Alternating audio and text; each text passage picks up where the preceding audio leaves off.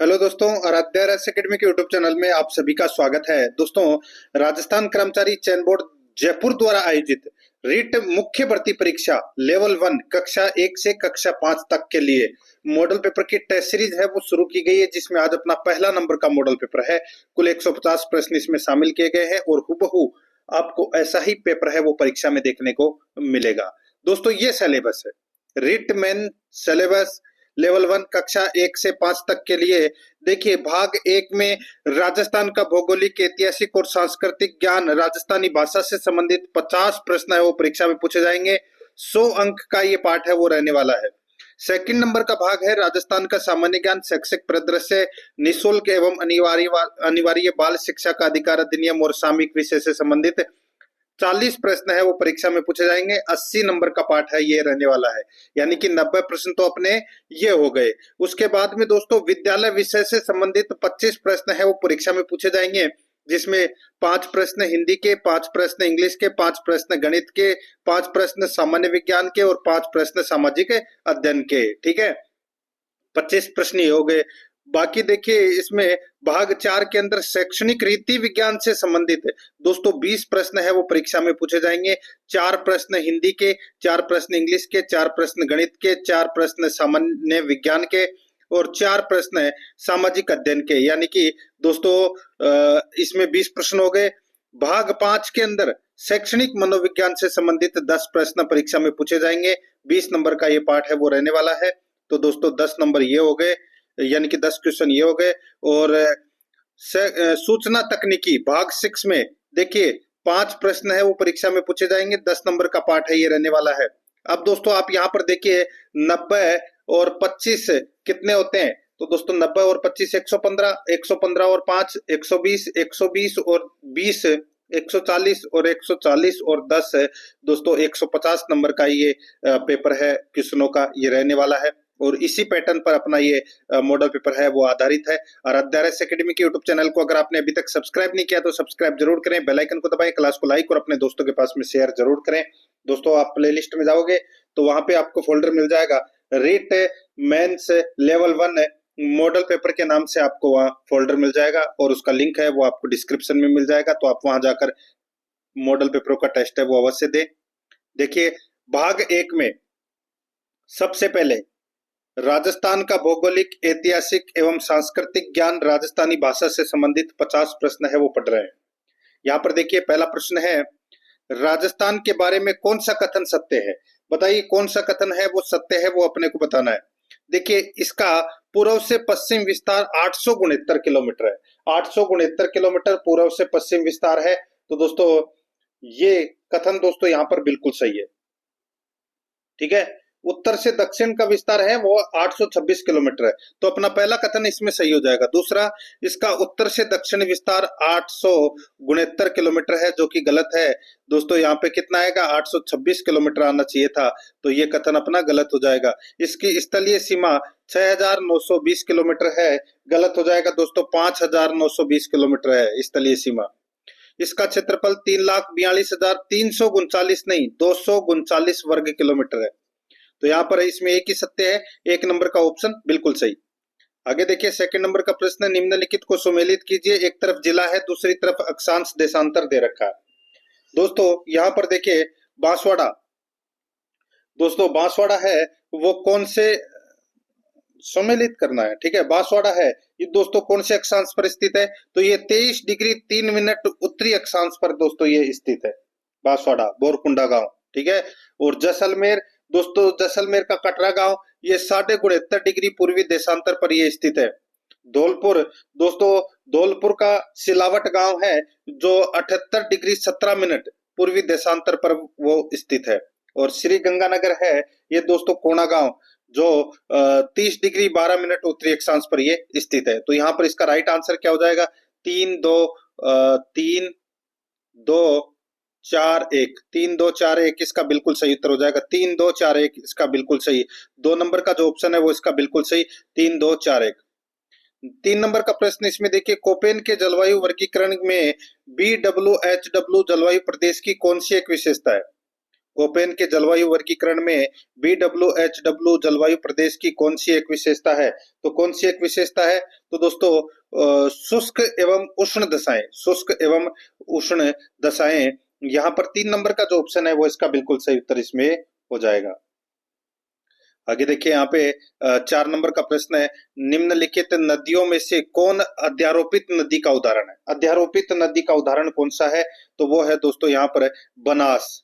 ठीक है, बनास इसका राइट आंसर हो जाएगा। राजस्थान की चंबल और बनास नदी अध्यारोपित नदी का उदाहरण है ये।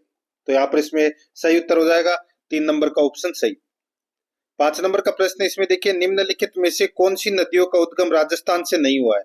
तो बताइए राजस्थान से कौन सी नदियों का उद्गम नहीं हुआ है? देखिए यहाँ पे चंबल नदी का उद्गम है दोस्तों महू मध्य प्रदेश के निकट से होता है दोस्तों। माही नदी का उद्गम भी दोस्तों मध्य प्रदेश से होता है।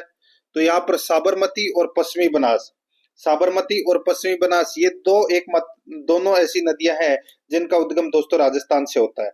तो यहाँ पर इसका राइट आंसर 2 और 4 कुट भाषा में उत्तर देना था। 2 और 4 कौन से ऑप्शन में है? देखिए यहाँ पर राजस्थान से नहीं हुआ है, नहीं हुआ है पूछा है। ठीक है, राजस्थान से नहीं हुआ है पूछा है। तो दोस्तों चंबल से नहीं हुआ है, चंबल और माही, यानी कि 1 और 3 इसका राइट आंसर हो जाएगा। पश्चिमी बनास और साबरमती इन दोनों नदियों का उद्गम राजस्थान से हुआ है। तो नहीं है पूछा है, तो 1 और 3 इसका राइट आंसर हो जाएगा। 1 और 3 कौन से ऑप्शन में है? 3 नंबर का ऑप्शन बिल्कुल सही। आगे देखिए 6 नंबर का प्रश्न है, निम्नलिखित में से कौन सा कथन राजस्थान के सूखे टीक के जंगलों के संदर्भ में सही नहीं है? निम्नलिखित में से कौन सा कथन है राजस्थान के सूखे टीक के जंगलों के संदर्भ में दोस्तों सही नहीं है? वो दोस्तों अपने को यहाँ पर बताना है। दोस्तों यहाँ पर आप देख सकते हैं, सामान्यतः इन वृक्षों की ऊंचाई 9 से 13 मीटर तक होती है। इनकी जो ऊंचाई है वो दोस्तों 9 से 13 मीटर तक होती है। बिल्कुल सही बात है दोस्तों। टीक की लकड़ी व्यावसायिक रूप से उपयोगी है एवं इसका प्रयोग फर्नीचर बनाने, दरवाजों की चौखट, खिड़कियों और गृह निर्माण में होता है। तो दोस्तों ये भी बिल्कुल सही है। तीसरा देखिए इसमें ये जंगल राज्य के दक्षिणी एवं दक्षिणी पूर्वी हिस्सों में ये स्थित है। बिल्कुल सही है। इन क्षेत्रों में वार्षिक वर्षा वृष्टि 150 से 200 सेंटीमीटर तक होती है। ये कथन है वो दोस्तों इसमें गलत हो जाएगा। दोस्तों इन वनों में वार्षिक वर्षा का जो औसत है वो 50 से 100 सेंटीमीटर तक रहता है। इसलिए दोस्तों इन वनों को मानसूनी वन भी कहते हैं।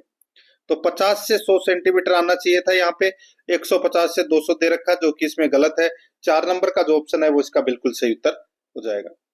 7 नंबर का प्रश्न इसमें देखिए, निम्नलिखित में से राजस्थान के राष्ट्रीय उद्यान है। बताइए राजस्थान के राष्ट्रीय उद्यान कौन कौन से हैं? यहाँ पर आप देख सकते हैं दोस्तों, देखिए मुकुंदरा हिल्स, यानी कि इसको दर्रा भी बोलते हैं। ठीक है, दर्रा राष्ट्रीय उद्यान। तो ये मुकुंदरा हिल्स है, ये क्या है? तो ये राष्ट्रीय उद्यान है। रणथंबोर ये भी दोस्तों राष्ट्रीय उद्यान है। केवलादेव ये भी राष्ट्रीय उद्यान है। चंबल यानी कि नेशनल चंबल सेंचुरी ये राष्ट्रीय उद्यान की श्रेणी में नहीं आता। तो यहाँ पर इसका राइट आंसर क्या हो जाएगा? वो है दोस्तों देखिए कूट भाषा में उत्तर देना है। राष्ट्रीय उद्यान कौन कौन से हैं? 1 2 3। 1 2 3 कौन से ऑप्शन में है? 2 नंबर का ऑप्शन बिल्कुल सही। नेक्स्ट आगे देखिए, राजस्थान में नाइट्रेट की उपस्थिति के कारण कौन सी मृदा उर्वर है? नाइट्रेट की उपस्थिति के कारण कौन सी मृदा उर्वर है? इसका राइट आंसर हो जाएगा, वो है दोस्तों यहाँ पर कौन सी है? तो वो है भूरी रेतीली मृदा। तो यहाँ पर इसमें राइट आंसर हो जाएगा 2 नंबर का जो ऑप्शन है वो इसका बिल्कुल सही। बाड़मेर, जोधपुर, जालोर, पाली इन क्षेत्रों में दोस्तों ये मृदा पाई जाती है। 9 नंबर का प्रश्न है, संतरों के उत्पादन के कारण किस जिले को राजस्थान का छोटा नागपुर कहा जाता है? राजस्थान का छोटा नागपुर कहते हैं दोस्तों झालावाड़ को। 1 नंबर का ऑप्शन बिल्कुल सही, झालावाड़। 10 नंबर प्रश्न है, 2011 की जनगणना के अनुसार राजस्थान के कौन से जिलों में 75% से अधिक साक्षरता है? बताइए कौन से जिलों में 75% से अधिक साक्षरता है? तो दोस्तों राइट आंसर हो जाएगा, 2 ही जिले ऐसे हैं जिनमें 75% से अधिक साक्षरता है, एक तो कोटा और एक जयपुर। तो यहाँ पर इसमें राइट आंसर हो जाएगा 2 नंबर का ऑप्शन बिल्कुल सही। कोटा में है दोस्तों 76.6% है और जयपुर में है दोस्तों 75.5%। तो यहाँ पर 2 नंबर ऑप्शन सही। 11 नंबर का प्रश्न है, निम्न में से कौन सा कथन है ग्रासीय जनजाति के संदर्भ में सही नहीं है? कौन सा कथन ग्रासीय जनजाति के संदर्भ में सही नहीं है, वो दोस्तों अपने को यहाँ पर बताना है। दोस्तों यहाँ पर आप देख सकते हैं, इसमें देखिए ग्रासीय जनजाति की मैं यहाँ पे बात कर रहा हूँ। तो दोस्तों देखिए, इस जनजाति के कुल देवता घोड़ा बावसी है। इस जनजाति के कुल देवता दोस्तों घोड़ा बावसी है। तो ये कथन दोस्तों इसमें क्या है, सही है। और इस समुदाय में ब्राह्मण की उपस्थिति में पैरावना विवाह करने की प्रथा प्रचलित है। तो दोस्तों पैरावना विवाह करने के लिए ब्राह्मण की उपस्थिति आवश्यक नहीं है।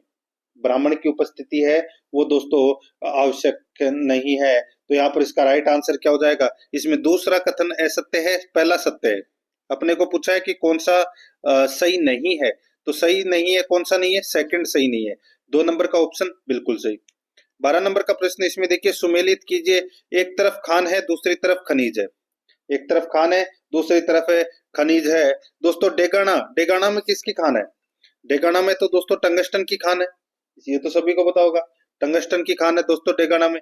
मांडो की पाल में दोस्तों, मांडो की पाल में किसकी खान है? तो दोस्तों वो है फ्लोरस्पार की खान है दोस्तों मांडो की पाल में। और झामर कोटड़ा में दोस्तों रॉक फॉस्फेट की खान है और गोट मांगलोद में जिप्सम की खान है। तो यहाँ पर इस सारे के सारे पहले से ही सही सुमेलित है। 1 2 3 4 बिल्कुल सही उत्तर हो जाएगा। कौन से ऑप्शन में है? 4 नंबर का ऑप्शन बिल्कुल सही। 1 2 3 4 4 नंबर का ऑप्शन बिल्कुल सही। 13 नंबर का प्रश्न इसमें देखिए, निम्नलिखित को सुमेलित कीजिए। सूची फर्स्ट में खनिज है और सूची सेकंड में खान है। यहाँ पर देखिए पाइराइट, दोस्तों पाइराइट खनिज की जो खान है वो दोस्तों कहाँ पर है? पाइराइट खनिज की जो खान है वो कहाँ पर है? तो ये सलादीपुर सीकर में है दोस्तों, सलादीपुर सीकर में। और रॉक फॉस्फेट की खान कहाँ है? तो दोस्तों ये बिरमानिया जैसलमेर में, बिरमानिया जैसलमेर में है रॉक फॉस्फेट की खान। जामर कोटड़ा उदयपुर में भी है। और गार्नेट तांबड़ा, दोस्तों गार्नेट तांबड़ा की जो खान है, ठीक है, ये खान दोस्तों राजमहल टोंक में है। कहाँ पर है? राजमहल टोंक में। और एमराल्ड यानी कि पन्ना, पन्ना की खान है दोस्तों कालागुमान में। कहाँ पर है? कालागुमान राजसमंद में। तो यहाँ पर इसमें सही उत्तर हो जाएगा कालागुमान और टिक्की क्षेत्र राजसमंद। तो इसका सही उत्तर हो जाएगा वो है दोस्तों, देखिए इसमें 3 2 4 1 3 2 4 1 इसका बिल्कुल सही उत्तर हो जाएगा। 3 2 4 1 यानी कि अपना इसमें 4 नंबर का ऑप्शन बिल्कुल सही। 3 2 4 1। 14 नंबर का प्रश्न इसमें देखिए, विश्व का सबसे बड़ा सौर ऊर्जा पार्क बड़ला अवस्थित है। विश्व का सबसे बड़ा सोलर यानी कि सौर ऊर्जा पार्क बड़ला अवस्थित है। तो दोस्तों ये कहाँ पर है? तो ये फड़ौदी में है। कहाँ पर है? फड़ौदी में। 1 नंबर का जो ऑप्शन है वो इसका बिल्कुल सही फड़ौदी जिले में स्थित है। आगे देखिए 15 नंबर का प्रश्न है, निम्नलिखित में से कौन सा सही नहीं है? बताइए कौन सा सही नहीं है वो बताना है। यहाँ पर आप देख सकते हैं दोस्तों, सुंदा माता रोपवे कहाँ पर है? जालोर में है, बिल्कुल सही है। मनसा पूर्ण करणी माता मंदिर रोपवे है वो कहाँ पर है? तो ये उदयपुर में है, बिल्कुल सही है। बालाजी रोपवे कहाँ पर है? तो ये सामोद जयपुर में है, बिल्कुल सही है। सावित्री माता मंदिर रोपवे सिरोही, जो कि इसमें गलत दे रखा है, ये कहाँ पर है? तो ये पुष्कर अजमेर में है। कहाँ पर है? पुष्कर अजमेर में। तो यहाँ पर इसमें 4 नंबर का ऑप्शन बिल्कुल सही उत्तर हो जाएगा। 16 नंबर का प्रश्न इसमें देखिए, राजस्थान राज्य का अधिकतम क्षेत्र कौन से रेलवे क्षेत्र के अंतर्गत आता है? राजस्थान राज्य का अधिकतम क्षेत्र कौन से रेलवे क्षेत्र के अंतर्गत आता है? तो इसका राइट आंसर हो जाएगा वो है उत्तर पश्चिमी रेलवे के अंतर्गत आता है। 2 नंबर का ऑप्शन सही। 17 नंबर का प्रश्न इसमें देखिए, आहड़ को ताम्रवती नाम से भी जाना जाता था क्योंकि, आहड़ को ताम्रवती नाम से भी जाना जाता था क्योंकि क्योंकि दोस्तों बड़ी संख्या में तांबे के औजार और उपकरण मिले हैं। क्योंकि दोस्तों बड़ी संख्या में तांबे के औजार और उपकरण मिले हैं। कहाँ पर? आहड़ में। इसलिए दोस्तों आहड़ को ताम्रवती के नाम से जाना जाता है। यहाँ पर इसमें 1 नंबर का ऑप्शन बिल्कुल सही। 18 नंबर का प्रश्न, निम्न में से कौन सा कथन बीकानेर के महाराजा गंगा सिंह के विषय में सत्य नहीं है? बताइए कौन सा गंगा सिंह के विषय में कथन है वो सत्य नहीं है, वो बताना है। दोस्तों यहाँ पर आप देख सकते हैं, महाराजा गंगा सिंह नरेंद्र मंडल यानी कि भारतीय राजकुमारों का मंडल के प्रथम अध्यक्ष थे, बिल्कुल सही बात है दोस्तों। और देखिए 1930 ईस्वी के प्रथम गोलमेज सम्मेलन में उन्होंने प्रतिनिधि के रूप में भाग लिया था, ये भी बिल्कुल सही बात है। तीसरा देखिए उनके शासनकाल में गजशाही सिक्के प्रारंभ हुए। ये कथन दोस्तों इसमें क्या हो जाएगा, गलत हो जाएगा। ये कथन है वो दोस्तों गलत हो जाएगा। आप सभी को पता होगा महाराजा गंगा सिंह ने अपने सिक्कों पर विक्टोरिया इम्प्रेस लिखवाया था, ठीक है। तो यहाँ पर ये गजशाही सिक्के ये गलत हो जाएगा। और 1913 ईस्वी में उन्होंने बीकानेर में प्रजा प्रतिनिधि सभा की स्थापना की, बिल्कुल सही है। तो यहाँ पर 3 नंबर का ऑप्शन राइट आंसर हो जाएगा क्योंकि ये असत्य कथन है।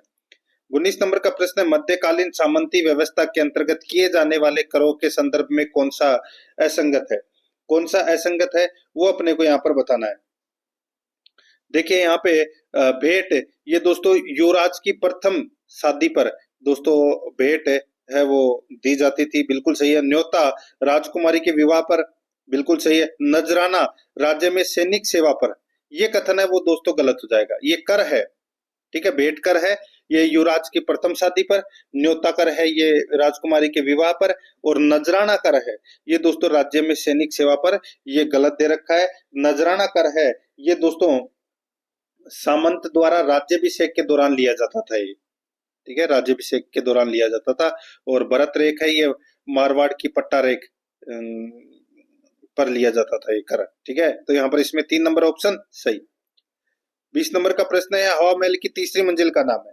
दोस्तों हवा महल की तीसरी मंजिल का नाम क्या है, तो वो है विचित्र मंदिर। क्या नाम है, विचित्र मंदिर है। तो यहाँ पर इसमें 2 नंबर का ऑप्शन सही। आगे देखिए नाथुराम पोद्दार की हवेली शेखावटी में कहाँ पर स्थित है, तो ये कहाँ पर है, तो दोस्तों ये बिसाऊ में है। कहाँ पर है, बिसाऊ झुंझुनू में। 4 नंबर ऑप्शन सही। 22 नंबर का प्रश्न है विक्रम संवत के अनुसार एक वर्ष में आने वाले निम्नलिखित त्योहारों को क्रम से जमाएं, यानी कि प्रारंभ से अंत तक अपने को जमाना है। तो दोस्तों आप सभी को पता होगा, आपने कहावत तो सुनी होगी, तीज त्योहार बावड़ी ले डूबी गणगौर, ठीक है। तो दोस्तों यहाँ पर देखिए प्रारंभ है, इनमें से बताना है, ठीक है। तो दोस्तों इनमें से जो प्रारंभ की अगर मैं बात करूं तो दोस्तों देखिए चैत्र माह में कौन सा त्योहार आता है, तो दोस्तों गणगौर का त्योहार चैत्र माह में आता है। तो यहाँ पे इनमें से गणगौर है वो पहले नंबर पर आएगा, ठीक है। इनमें से गणगौर दोस्तों पहले नंबर पर आएगा। फिर आएगा दोस्तों इसमें गणेश चतुर्थी, गणेश चतुर्थी ये दूसरे नंबर पर आएगा, ठीक है। गणेश चतुर्थी कब मनाई जाती है, तो दोस्तों ये भाद्रपद शुक्ल चतुर्थी को मनाई जाती है, ठीक है। और कृष्ण जन्माष्टमी दोस्तों, कृष्ण जन्माष्टमी भाद्रपद कृष्ण अष्टमी को मनाई जाती है, तो ये 3 नंबर पे आएगा। नहीं नहीं नहीं नहीं नहीं नहीं, इसमें देखिए क्या पहले आता है, तो ये कृष्ण जन्माष्टमी गणगौर के बाद में दोस्तों कृष्ण जन्माष्टमी आएगी। गणगौर के बाद में कृष्ण जन्माष्टमी आएगी, फिर दोस्तों फिर गणेश चतुर्थी आएगी, ये शुक्ल पक्ष में आएगी, ठीक है। तो ये 3 नंबर पे। और दीपावली है ये कार्तिक के अमावस्या को आती है, तो ये चौथे नंबर पे आएगी।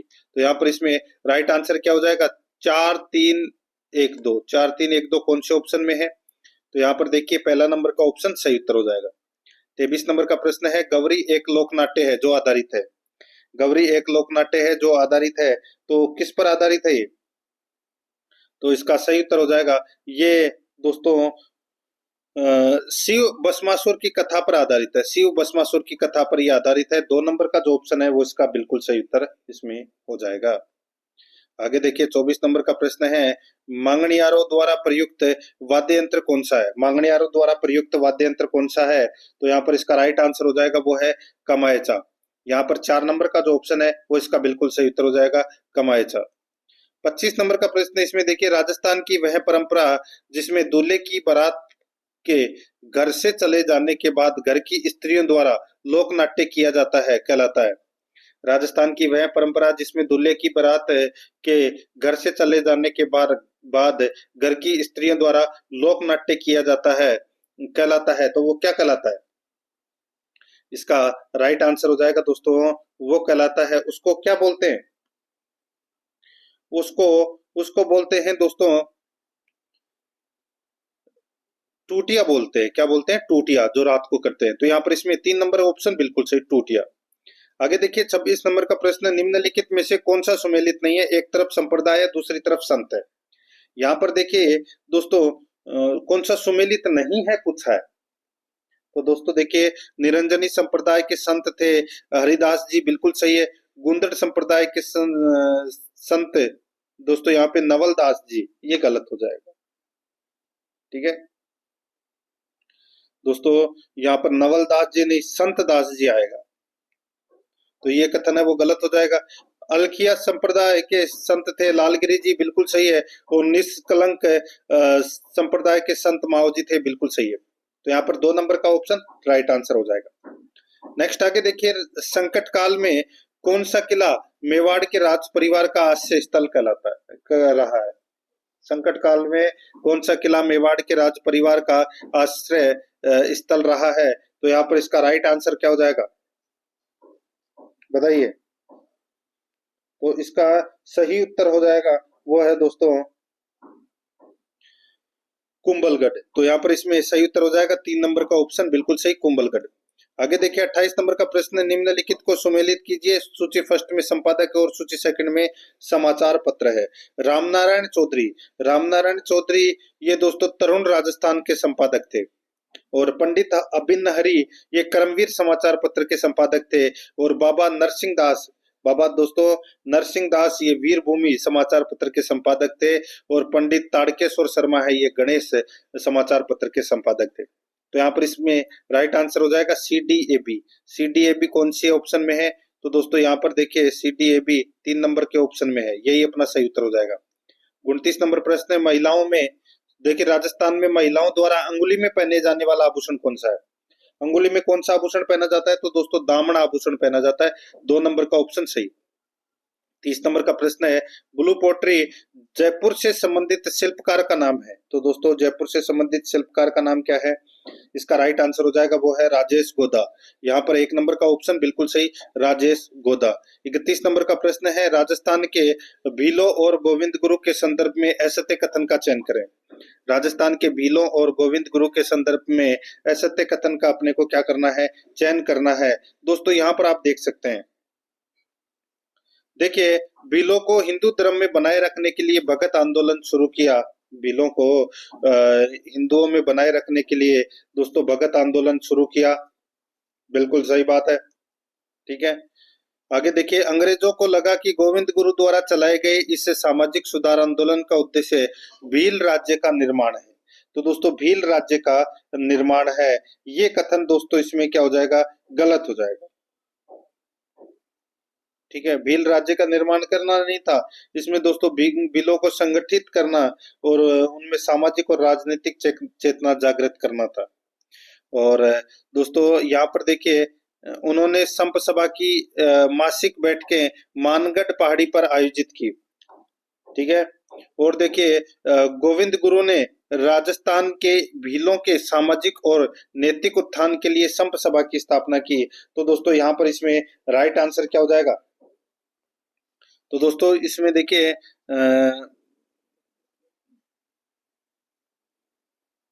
देखिए इसमें क्या पूछा है कि कौन सा कथन असत्य है। तो यहाँ पर अंग्रेजों को लगा, ठीक है, अंग्रेजों को दोस्तों लगा कि गोविंद गुरु द्वारा चलाए गए इस सामाजिक सुधार आंदोलन का उद्देश्य भील राज्य का निर्माण करना है। तो दोस्तों ये कथन है वो दोस्तों क्या है, बिल्कुल सही बात है, अंग्रेजों को लगा था ऐसा, तो ये तो कथन सत्य हो जाएगा। उन्होंने संप सभा की मासिक नहीं दोस्तों वार्षिक बैठक मानगढ़ पहाड़ी पर आयोजित की थी। तो यहाँ पर इसमें राइट आंसर 3 नंबर का ऑप्शन राइट आंसर हो जाएगा। आगे देखिए, सुमेलित कीजिए, एक तरफ संस्था है तो दूसरी तरफ संस्थापक है। यहाँ पर देखिए राजस्थान सेवा संघ के संस्थापक है वो कौन थे? राजस्थान सेवा संघ के संस्थापक हैं वो दोस्तों विजय सिंह पथिक थे। कौन थे? विजय सिंह पथिक। देश हितैषणी सभा के संस्थापक दोस्तों महाराणा सज्जन सिंह थे, महाराणा सज्जन सिंह थे। और वीर भारत सभा के संस्थापक केसरी सिंह बारठ थे। और सर्वहितकारिणी सभा के संस्थापक स्वामी गोपाल दास थे। तो यहाँ पर इसमें राइट आंसर 1 4 2 3 इसका बिल्कुल सही उत्तर हो जाएगा। 1 4 2 3 यानी कि 1 नंबर का जो ऑप्शन है वो इसका बिल्कुल सही। आगे देखिए 33 नंबर का प्रश्न है, दाटी मारवाड़ी की एक उपबोली राजस्थान के किस क्षेत्र में बोली जाती है? दाटी मारवाड़ी की एक उपबोली राजस्थान के किस क्षेत्र में बोली जाती है? इसका सही उत्तर हो जाएगा वो है दोस्तों ये बाड़मेर में बोली जाती है। यहाँ पर 2 नंबर का जो ऑप्शन है वो इसका बिल्कुल सही उत्तर हो जाएगा, बाड़मेर में बोली जाती है। 34 नंबर का प्रश्न है, निम्न में से किस बोली का सर्वप्रथम प्रयोग निम्न में से किस बोली का सर्वप्रथम प्रयोग केलोग की हिंदी ग्रामर से किया गया है? तो इसका राइट केलोग के हिंदी ग्रामर में किया गया है वो है दोस्तों हाड़ौती बोली का। 4 नंबर का जो ऑप्शन है वो इसका सही उत्तर हो जाएगा। 35 नंबर का प्रश्न है, निम्नलिखित में से कौन सा एक युग्म सही सुमेलित नहीं है? सूची फर्स्ट में पुस्तकें हैं और सूची सेकंड में लेखक है। नेह तरंग पुस्तक के लेखक कौन है? नेह तरंग पुस्तक के लेखक है वो दोस्तों बूंदी नरेश राव राजा बुद्ध सिंह थे। ठीक है, तो दोस्तों यहाँ पर है अपना सवाई प्रताप सिंह दे रखा जो कि गलत है। इसमें क्या आएगा? बुद्ध सिंह आएगा। और नाग दामन पुस्तक के लेखक सयाजी जोला थे, बिल्कुल सही है। रणमल छंद के लेखक है श्रीधर व्यास थे, बिल्कुल सही है। भाषा भूषण के लेखक है महाराजा जसवंत सिंह थे, ये भी बिल्कुल सही है। तो यहाँ पर इसमें राइट आंसर क्या हो जाएगा? 1 नंबर का ऑप्शन बिल्कुल सही, इसमें प्रताप सिंह की जगह बुद्ध सिंह आएगा। 36 नंबर प्रश्न है, निम्न में से कौन सी रचना यादवेंद्र शर्मा चंद्र की नहीं है? यादवेंद्र शर्मा चंद्र की नहीं है तो वो नहीं है दोस्तों, देखिए जमारो है, जोग संजोग है, हूँ गोरी कीर्ण पीवरी, ये भी है, मेहंदी राचनी, ये नहीं है। 4 नंबर का जो ऑप्शन है वो इसका बिल्कुल सही उत्तर हो जाएगा। ये महेंद्र बानावत की रचना है दोस्तों। 37 नंबर का प्रश्न है, निम्नलिखित कथनों पर विचार कीजिए। दोस्तों निम्नलिखित कथनों पर क्या करना है? विचार करना है। देखिए कन्हैयालाल सेठिया मरु भारती मासिक पत्रिका के संपादक रहे थे। कन्हैयालाल सेठिया मरु भारती मासिक पत्रिका के संपादक रहे थे। तो दोस्तों ये कथन है, ये बिल्कुल सही बात है। कन्हैयालाल सेठिया मरु भारती मासिक पत्रिका, मरु भारती मासिक पत्रिका के संपादक रहे। तो कन्हैयालाल सेठिया नहीं रहे दोस्तों, कन्हैयालाल सेठिया अलग है और एक सहल है दोस्तों, सहल। ठीक है, कन्हैयालाल सहल, ये कन्हैयालाल सहल है, ये मरु भारती मासिक पत्रिका के संपादक रहे थे। तो अपना पहला कथन गलत हो जाएगा। उमंग मेघराज मुकुल की प्रथम रचना है, तो दोस्तों ये कथन बिल्कुल सही है। तो यहाँ पे अपने को असत्य कथन बताना है, तो दोस्तों असत्य कथन कौन सा है? तो इसमें पहला नंबर का कथन असत्य है, 1 नंबर का ऑप्शन बिल्कुल सही। 38 नंबर का प्रश्न इसमें देखिए, कर्नल जेम्स टोड निम्न में से किस रियासत के पॉलिटिकल एजेंट बनकर राजस्थान आए थे? कर्नल जेम्स टोड निम्न में से किस रियासत के पॉलिटिकल एजेंट बनकर आए थे? इसका सही उत्तर हो जाएगा वो है दोस्तों ये उदयपुर रियासत के पॉलिटिकल एजेंट बनकर आए थे। यहाँ पर इसमें 2 नंबर का ऑप्शन बिल्कुल सही उत्तर हो जाएगा। इनको दोस्तों राजस्थान इतिहास का पितामह भी कहा जाता है और घोड़े वाले बाबा के नाम से भी प्रसिद्ध है। 39 नंबर का प्रश्न है, सूर्यमल मिश्रण द्वारा रचित वंश भास्कर महाकाव्य के संदर्भ में कौन सा कथन गलत है? बताइए कौन सा कथन है वो गलत है? वंश भास्कर से संबंधित ये कथन है दोस्तों। यहाँ पर आप देख सकते हैं, इसमें देखिए देखिए यह टिंगल शैली में लिखा गया है, तो दोस्तों बिल्कुल सही बात है। इसमें केवल बूंदी राज्य के इतिहास का वर्णन है, तो ये कथन है वो दोस्तों इसमें गलत हो जाएगा। ठीक है दोस्तों, इसमें बूंदी के इतिहास के साथ साथ राजस्थान और भारत के इतिहास का भी दोस्तों इसमें वर्णन मिलता है, तो ये केवल बूंदी का नहीं है। इसमें वंश भास्कर में इसमें राजस्थान में मराठों की गतिविधियों पर प्रकाश डाला गया है, बिल्कुल सही बात है। इसमें मेवाड़ राजकुमारी कृष्णा कुमारी के विस्पान का उल्लेख किया गया है, यानी कि कृष्णा कुमारी को जहर जहर दिया गया था, उसका भी उल्लेख इसमें है, बिल्कुल सही बात है। इसमें असत्य कथन कौन सा है, यानी कि गलत कथन कौन सा है? तो ये 2 नंबर का है, यहाँ पर 2 नंबर ऑप्शन बिल्कुल सही। 40 नंबर का प्रश्न है, ईश्वर विलास महाकाव्यम के रचयिता है, तो वो कौन है? तो वो है दोस्तों कृष्ण भट्ट, 1 नंबर ऑप्शन सही। 41 नंबर का प्रश्न, निम्नलिखित में से किस शोध में काजरी संस्थान मुख्य रूप से शामिल है? तो काजरी संस्थान दोस्तों शुष्क पारिस्थितिकी तंत्र में टिकाऊ कृषि प्रणाली से संबंधित है। 2 नंबर का जो ऑप्शन है वो इसका राइट आंसर इसमें हो जाएगा। 42 नंबर का प्रश्न, निम्नलिखित में से कौन सी फसल राजस्थान में जायद के मौसम में उत्पादित नहीं की जाती है? बताइए कौन सी फसल राजस्थान में जायद के मौसम में उत्पादित नहीं की जाती है? तो यहाँ पर इसका राइट आंसर हो जाएगा, वो है देखिए सोयाबीन नहीं की जाती दोस्तों। सोयाबीन खरीफ की फसल है। बाकी तरबूज, खरबूजा और ककड़ी ये तीनों दोस्तों खरीफ की फसल है, सॉरी जायद की फसलें हैं। खरीफ की फसल इसमें सोयाबीन है। 4 नंबर ऑप्शन बिल्कुल सही। आगे देखिए यहाँ पर है 43 नंबर का प्रश्न, 2011 की जनगणना के अनुसार अधिकतम लिंगानुपात वाले जिले का कौन कौन से हैं? दोस्तों अधिकतम लिंगानुपात वाले जिले हैं वो दोस्तों कौन कौन से हैं? तो डूंगरपुर, राजसमंद, पाली, प्रतापगढ़।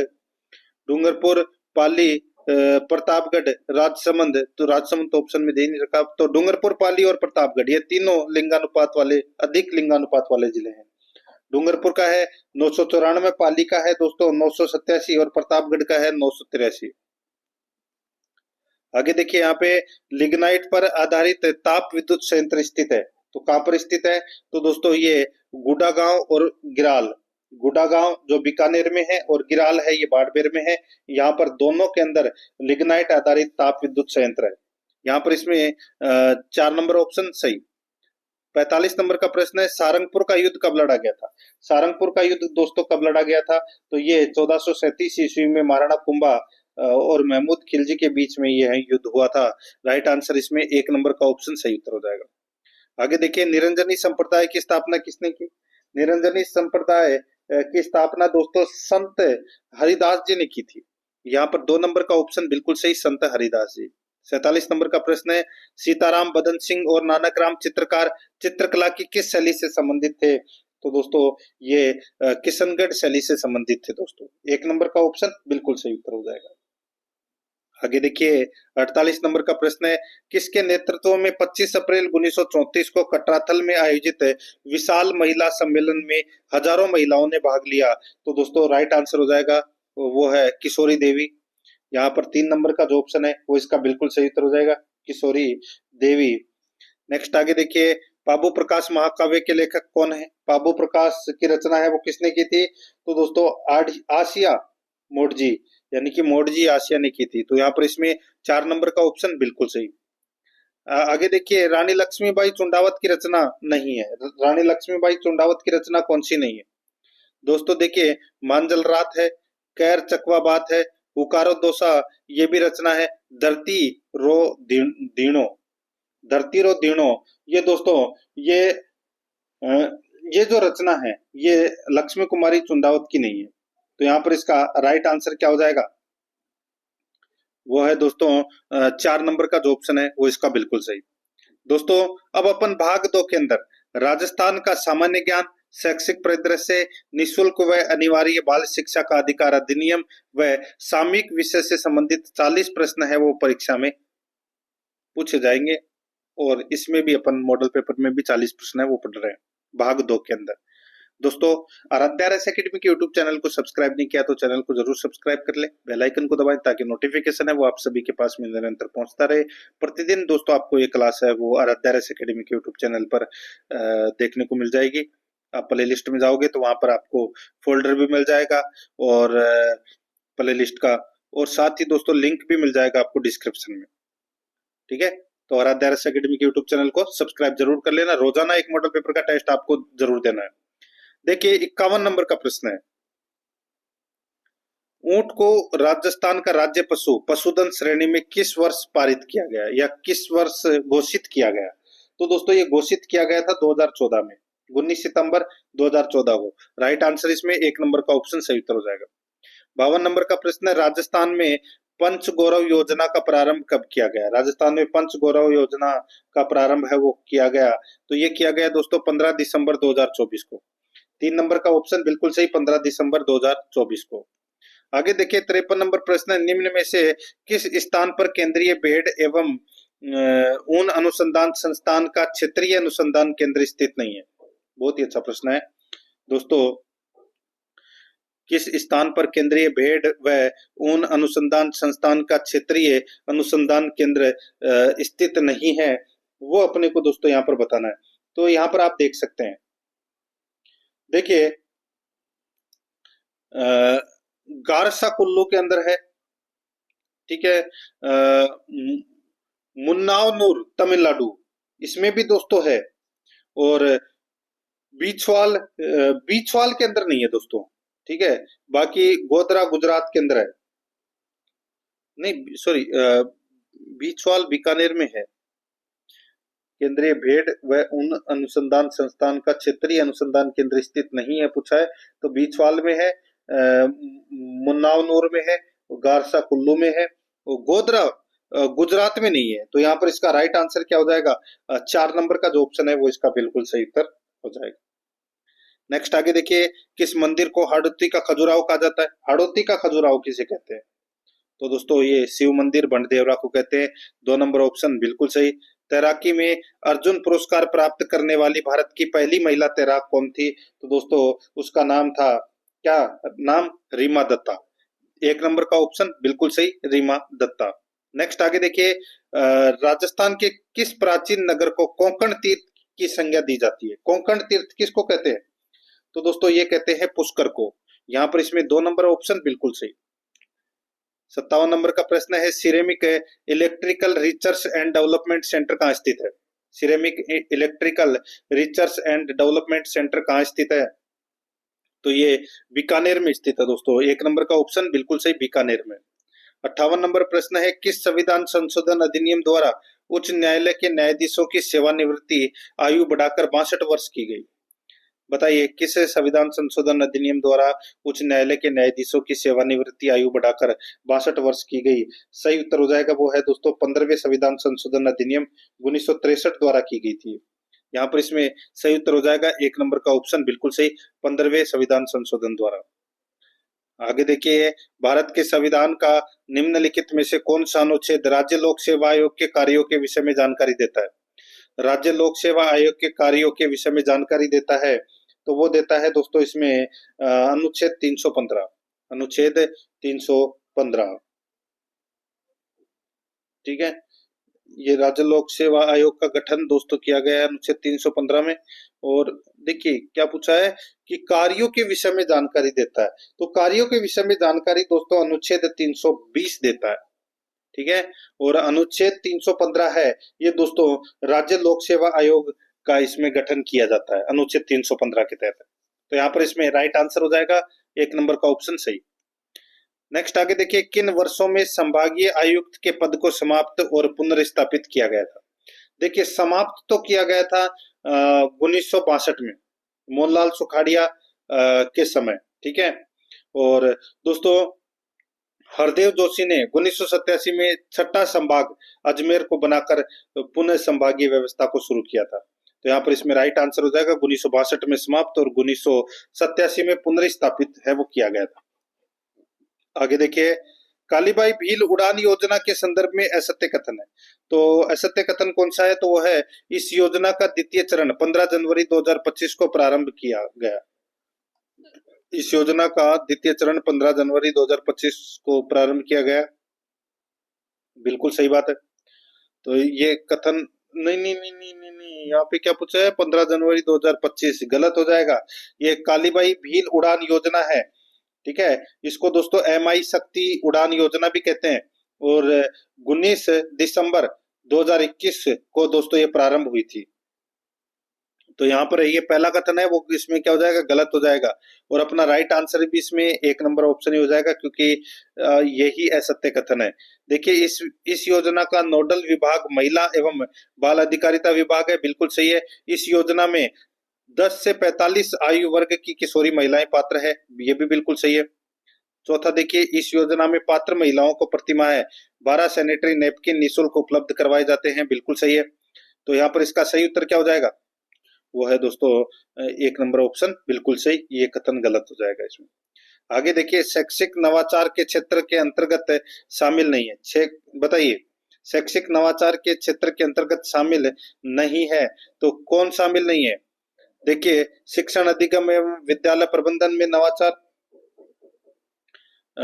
ई लर्निंग व दूरस्थ शिक्षा में नवाचार, ठीक है। पाठ्य सामग्री क्रियाकलाप व मूल्यांकन पद्धति में नवाचार। तो दोस्तों ये देखिए, शैक्षिक नवाचार के अंतर्गत ये शामिल हैं तीनों के तीनों, लेकिन कौन शामिल नहीं है, तो उपरोक्त में से कोई नहीं। तो यहाँ पर इसमें राइट आंसर हो जाएगा 4 नंबर का ऑप्शन बिल्कुल सही। आगे देखिए यहाँ पे निःशुल्क साइकिल वितरण योजना अंतर्गत किस कक्षा में प्रवेश लेने पर निःशुल्क साइकिल का लाभ मिलता है? निःशुल्क साइकिल वितरण योजना 2000 निःशुल्क साइकिल वितरण योजना के अंतर्गत है किस कक्षा में प्रवेश लेने पर निःशुल्क साइकिल का लाभ मिलता है? सही उत्तर हो जाएगा यहाँ पे कक्षा 9वीं में। कक्षा 9वीं में यहाँ पर इसमें 2 नंबर का ऑप्शन सही। 64 नंबर का प्रश्न है, निम्न में से किस स्तर पर विद्यालय के क्रियाकलापों को मॉनिटर करने हेतु विद्यालय प्रबंधन समिति के गठन का प्रावधान किया गया है? बताइए, निम्न में से किस स्तर पर विद्यालय के क्रियाकलापों को मॉनिटर करने हेतु विद्यालय प्रबंधन समिति के गठन का प्रावधान किया गया? तो यहाँ पर इसमें राइट आंसर हो जाएगा प्राथमिक एवं उच्च प्राथमिक विद्यालय स्तर पर। यहाँ पर इसमें 1 नंबर का जो ऑप्शन है वो इसका बिल्कुल सही उत्तर हो जाएगा। 65 नंबर का प्रश्न है, राष्ट्रीय शिक्षा नीति 2020 के अनुसार विद्यार्थियों के मूल्यांकन में किन आयामों की प्रगति व अद्वितीयता को शामिल करना चाहिए? राष्ट्रीय शिक्षा नीति 2020 के अनुसार विद्यार्थियों के मूल्यांकन में किन आयामों की प्रगति व अद्वितीयता को शामिल करना चाहिए? तो यहाँ पर इसका राइट आंसर हो जाएगा वो है संज्ञानात्मक, भावात्मक और मनोगत्यात्मक। 3 नंबर का जो ऑप्शन है वो इसका बिल्कुल सही उत्तर इसमें हो जाएगा। आगे देखिए यहाँ पे 66 नंबर का प्रश्न है, बालकों का निःशुल्क और अनिवार्य शिक्षा का अधिकार अधिनियम 2009 के प्रावधानों के अनुसार इनमें से कौन सा कथन असत्य है? बताइए कौन सा कथन है वो इसमें असत्य है, वो बताना है अपने को। देखिए, एक बच्चे को अधिकार है कि वह किसी अन्य स्कूल में स्थानांतरण कराए, वह किसी अन्य स्कूल में स्थानांतरण कराए, ठीक है। असत्य कथन बताना है अपने को, ठीक है। ये आरटी अधिनियम 2009 में असत्य कथन बताना है। तो देखिए, एक बच्चे को अधिकार है कि वह किसी अन्य स्कूल में स्थानांतरण कराए, ये कथन बिल्कुल सही है। एक बच्चे को विस्तारित समय में भी प्रवेश दिया जाएगा, तो ये भी बिल्कुल सही है। और देखिए, एक बच्चे को निःशुल्क व अनिवार्य प्रारंभिक शिक्षा का अधिकार है, तो दोस्तों ये भी बिल्कुल सही है। आयु के प्रमाण की कमी पर एक बच्चे को विद्यालय में प्रवेश देने से मना किया जाएगा, तो ये कथन गलत हो जाएगा। तो यहाँ पर 4 नंबर का ऑप्शन बिल्कुल सही, ये कथन असत्य है। आगे देखिए 67 नंबर प्रश्न है, बालकों का निःशुल्क और अनिवार्य शिक्षा का अधिकार अधिनियम 2009 के अनुसार विद्यालय प्रबंधन समिति में महिला सदस्यों की संख्या का प्रतिशत क्या होगा? बताइए, महिला सदस्यों की संख्या का प्रतिशत है वो क्या होगा? तो यहाँ पर इसका सही उत्तर हो जाएगा वो है दोस्तों इसमें 50%। 1 नंबर का ऑप्शन बिल्कुल सही, 50%। आगे देखिए, राजस्थान आरटीई नियम 2011 के अनुसार प्रतिपूर्ति वर्ष में 2 बार सीधे को की जाएगी। राजस्थान आरटीई नियम 2011 के अनुसार प्रतिपूर्ति वर्ष में 2 बार सीधे को की जाएगी। इसका सही उत्तर हो जाएगा वो है दोस्तों, बताइए क्या आएगा? तो इसमें विद्यालय को की जाएगी दोस्तों। तो यहाँ पर इसमें 1 नंबर का ऑप्शन बिल्कुल सही उत्तर हो जाएगा, ठीक है।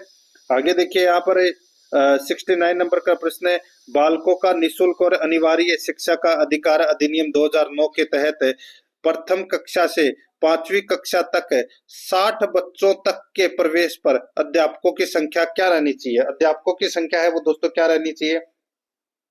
तो दोस्तों 60 तक 2 रहनी चाहिए, ठीक है। 60 तक 2, तो यहाँ पर इसमें 1 नंबर का ऑप्शन बिल्कुल सही उत्तर हो जाएगा। नेक्स्ट आगे देखिए, शिक्षा का अधिकार अधिनियम के तहत राजस्थान में निजी स्कूलों में अध्ययनरत बालिकाएं अब तक निःशुल्क पढ़ सकेंगी, अब तक निःशुल्क पढ़ सकेंगी। तो दोस्तों ये 6 से 14 वर्ष तक, यानी कि इसमें दोस्तों 12वीं तक निःशुल्क पढ़ सकेगी, ठीक है। बालिकाएं अब 12वीं तक निःशुल्क पढ़ सकेंगी। 3 नंबर का ऑप्शन बिल्कुल सही। 71 नंबर का प्रश्न है, मुख्यमंत्री अमृत आहार योजना के अंतर्गत किस आयु वर्ग के बच्चों को दूध उपलब्ध कराया जाएगा? दूध उपलब्ध कराया जाएगा, राइट आंसर हो जाएगा दोस्तों वो है इसमें दोस्तों 3 से 6 वर्ष तक दूध उपलब्ध कराया जाएगा। 3 नंबर का ऑप्शन बिल्कुल सही उत्तर हो जाएगा। आगे देखिए 72 नंबर का प्रश्न है, नवीन नियुक्तियों के संदर्भ में निम्न को सुमेलित कीजिए। नवीन नियुक्तियों के संदर्भ में निम्न को सुमेलित कीजिए। तो यहाँ पर देखिए, एक तरफ मुख्य न्यायाधीश है दूसरी तरफ राज्य उच्च न्यायालय है। दोस्तों यहाँ पर देखिए न्यायमूर्ति संजीव प्रकाश शर्मा, ठीक है, ये कौन से उच्च न्यायालय से संबंधित है? तो दोस्तों ये राजस्थान के है। न्यायमूर्ति एम एस रामचंद्र राव, ये दोस्तों त्रिपुरा के हैं। और न्यायमूर्ति अपरेश कुमार सिंह, ये दोस्तों तेलंगाना के हैं। और न्यायमूर्ति मनिंद्र मोहन श्रीवास्तव, तो ये मद्रास उच्च न्यायालय के में है, तो मुख्य न्यायाधीश। तो यहाँ पर इसमें राइट आंसर क्या हो जाएगा? वो है CBDA कौन से ऑप्शन में है? तो यहाँ पर देखिए CBDA, ये देखिए 3 नंबर का ऑप्शन बिल्कुल सही। 73 नंबर का प्रश्न है, हाल ही में सिमलीपाल को भारत का 107वां राष्ट्रीय उद्यान घोषित किया गया है। यह उद्यान ओडिशा के किस जिले में स्थित है? तो बताइए ओडिशा के कौन से जिले में यह स्थित है? इसका जो सही उत्तर हो जाएगा वो है दोस्तों ये मयूरभंज जिले में स्थित है। 1 नंबर का ऑप्शन बिल्कुल सही, मयूरभंज। आगे देखिए, केंद्र प्रायोजित एग्री स्टेक योजना को राजस्थान में पायलट प्रोजेक्ट के रूप में कहाँ शुरू किया गया? केंद्र प्रायोजित एग्री स्टेक योजना को राजस्थान में पायलट प्रोजेक्ट के रूप में कहाँ शुरू किया गया है? इसका सही उत्तर हो जाएगा वो है दोस्तों इसमें सीकर में। यहाँ पर 2 नंबर का ऑप्शन बिल्कुल सही, सीकर में। नेक्स्ट आगे देखिए 75 नंबर प्रश्न है, Rajasthan textile and apparel policy 2025 कब तक प्रभावी रहेगी? तो दोस्तों ये कब तक प्रभावी रहेगी? तो इसका राइट आंसर हो जाएगा वो है दोस्तों ये प्रभावी रहेगी दोस्तों 2027। बताइए, Rajasthan textile and apparel policy ये दोस्तों 2025 में लागू की गई थी और 2029 तक दोस्तों ये प्रभावी रहेगी, 2029 तक। तो यहाँ पर इसमें राइट आंसर हो जाएगा अप्रैल 2029 तक, सी नंबर ऑप्शन सही। आगे देखिए, कर्म भूमि से मातृभूमि अभियान के संदर्भ में निम्न कथनों पर विचार कीजिए। दोस्तों निम्न कथनों पर अपने को क्या करना है? विचार करना है। अपने को बताना है उपरोक्त में से कौन सा कथन सत्य है। यहाँ पर देखिए यह अभियान केंद्रीय जल शक्ति मंत्रालय के कैच द रेन अभियान से प्रेरित है। कैच द रेन अभियान से प्रेरित है, बिल्कुल सही है। इस अभियान का लक्ष्य वर्ष 2030 तक 45,000 रेन वाटर रिचार्ज स्ट्रक्चर बनाना है। तो ये कथन दोस्तों इसमें क्या हो जाएगा? गलत हो जाएगा। ठीक है, ये कथन दोस्तों इसमें गलत हो जाएगा। यहाँ पे 2030 तक नहीं, 2000 दोस्तों 27-28 तक, 2027-28 तक दोस्तों 45,000 रेन वाटर रिचार्ज स्ट्रक्चर बनाना है। तो 2030 इसमें गलत दे रखा है। तो यहाँ पर इसमें एक सही है। कौन सा? पहला। तो यहाँ पर इसमें 1 नंबर का ऑप्शन बिल्कुल सही, केवल 1। नेक्स्ट आगे देखिए 77 नंबर प्रश्न, राजस्थान का निम्नलिखित में से कौन सा जिला राज्य का प्लास्टिक केंद्र हब माना जाता है? तो यहाँ पर इसमें राइट आंसर हो जाएगा वो है जयपुर। 4 नंबर का जो ऑप्शन है वो इसका सही उत्तर हो जाएगा जयपुर। 78 नंबर प्रश्न है, तारागढ़ का किला किस प्रकार के दुर्ग का श्रेष्ठ उदाहरण है? किस प्रकार के दुर्ग का श्रेष्ठ उदाहरण है? तो यहाँ पर इसका सही उत्तर हो जाएगा वो है गिरि दुर्ग का श्रेष्ठ उदाहरण है। 2 नंबर ऑप्शन बिल्कुल सही। नेक्स्ट आगे देखिए, 7 सहेलियों का मंदिर कहाँ स्थित है? बताइए 7 सहेलियों का मंदिर कहाँ पर है? तो ये मंदिर है दोस्तों झालरापाटन झालावाड़ में। 3 नंबर ऑप्शन सही। 80 नंबर प्रश्न है, केंद्रीय इलेक्ट्रॉनिकी अभियांत्रिकी अनुसंधान संस्थान स्थित है। तो ये कहाँ पर है? तो ये पिलानी झुंझुनू में है। यहाँ पर इसमें 3 नंबर ऑप्शन बिल्कुल सही, पिलानी झुंझुनू में। 81 नंबर का प्रश्न है, राजस्थान के राज्य पक्षी गोडावन को किस उपनाम से जाना जाता है?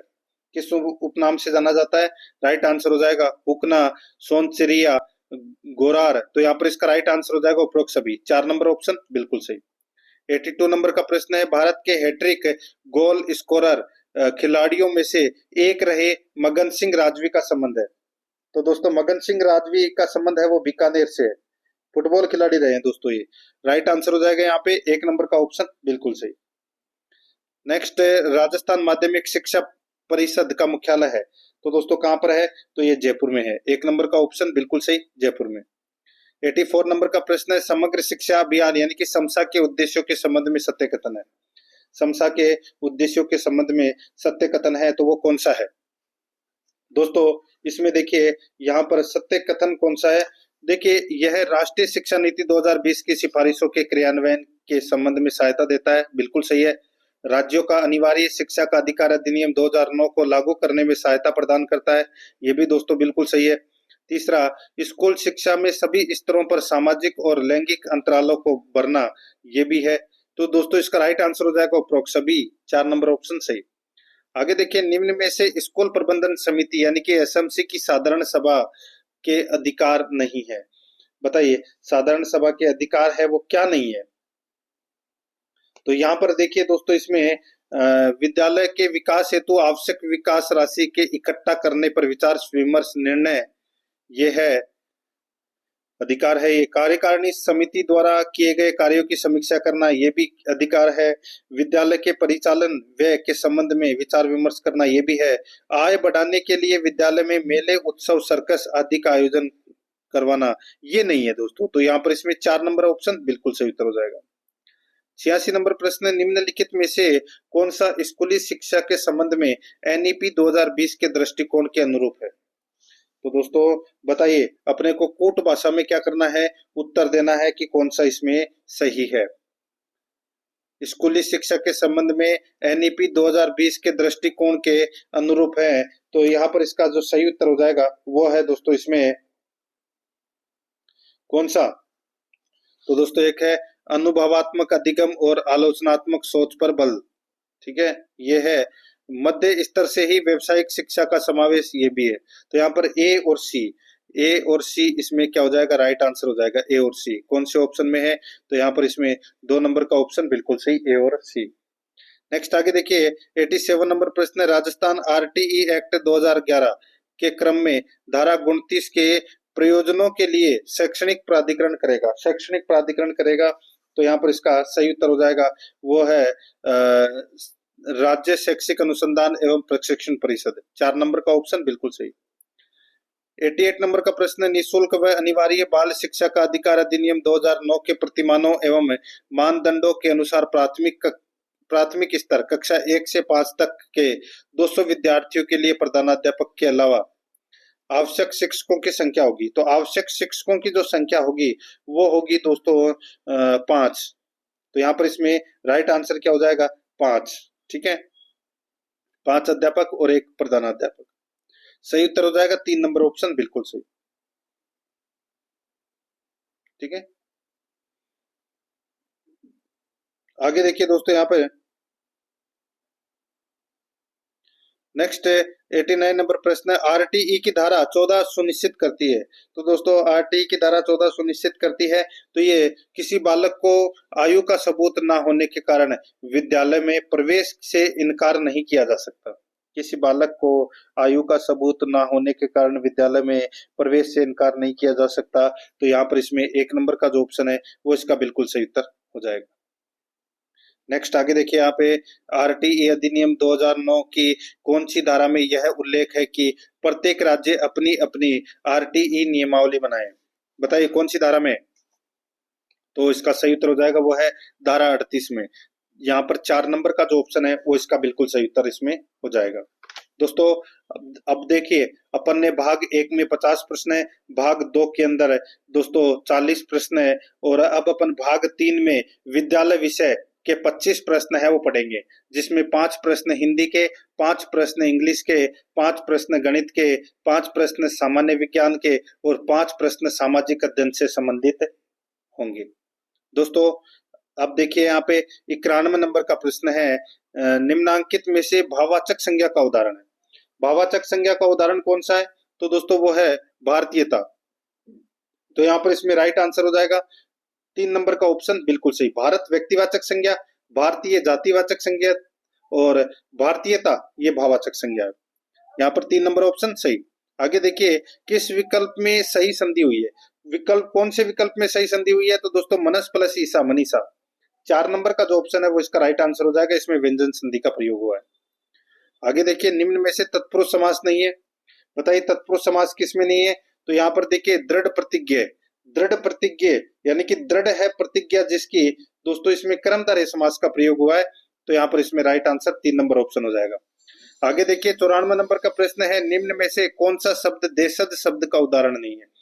देशज शब्द का उदाहरण कौन सा नहीं है? तो दोस्तों यहाँ पर देखिए अंगोछा, अंगोछा है ये दोस्तों देशज शब्द नहीं है, ये तद्भव शब्द है। तो यहाँ पर इसका राइट आंसर हो जाएगा 2 नंबर का ऑप्शन बिल्कुल सही। 95 नंबर प्रश्न है, इसमें देखिए खूब लाभ होना को दर्शाने वाला मुहावरा है। खूब लाभ होना यानी कि दोस्तों इसका राइट आंसर क्या हो जाएगा? खूब लाभ होने को दर्शाने वाला मुहावरा है। ठीक है, तो दोस्तों यहाँ पर देखिए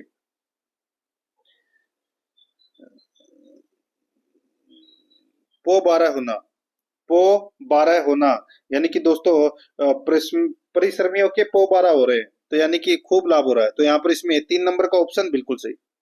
अब दोस्तों यहाँ पर 96 नंबर का प्रश्न देखिए, अपने को आर्टिकल और डिटर्मिनर का प्रयोग करना है खालिस्तान में। देखिए she was appointed teacher, Khalistan में क्या आएगा वो अपने को यहाँ पर बताना है। तो दोस्तों यहाँ पर देखिए इसमें इसमें कोई भी आर्टिकल नहीं आएगा दोस्तों। ठीक है, इसमें कोई भी आर्टिकल नहीं आएगा, तो यहाँ पर दोस्तों नो आर्टिकल, 4 नंबर का ऑप्शन बिल्कुल सही। आगे देखिए choose the correct active voice of the following sentence from the options given below. इसमें देखिए I remember being taken to the museum by my mother, I remember being taken to the museum by my mother. तो यहाँ पर इसका right answer क्या हो जाएगा दोस्तों? इसका सही उत्तर हो जाएगा, देखिए सेंटेंस है वो पेसिव वॉइस में है, सेंटेंस है वो दोस्तों पेसिव वॉइस में है। तो यहाँ पर रिमेम्बर के बाद में दोस्तों देखिए बीइंग टेकन का सब्जेक्ट है वो माई मदर आएगा। तो यहाँ पर इसमें राइट आंसर क्या हो जाएगा? वो है I remember my mother taking to me, sorry I remember my mother taking me to the museum. यहाँ पर 3 नंबर का जो ऑप्शन है वो इसका राइट आंसर हो जाएगा। 98 नंबर का प्रश्न है, इसमें देखिए choose the correct option change into direct speech. इसमें देखिए have you done this sort of work before.